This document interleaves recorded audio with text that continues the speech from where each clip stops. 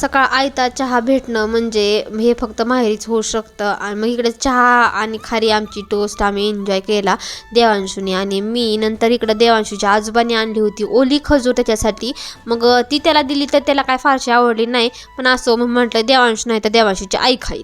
नंतर इकडे त्याचं चालू झालं, मला हे सांग ते सांग, अभ्यास करायचा आहे. मग त्याच्यासोबत थोडासा वेळ घालवला त्याला. आणि कसं असतं हो का, माहेरी आल्यानंतर काम कमी पण वेळ जास्त असतो. आणि मी खरं सांगते काहीच काम करत नाही, मला सगळ्या आयत्या गोष्टी भेटतात. आणि आयतं ताट जेवायला भेटणं म्हणजेच माहेरचं सुख बरं का.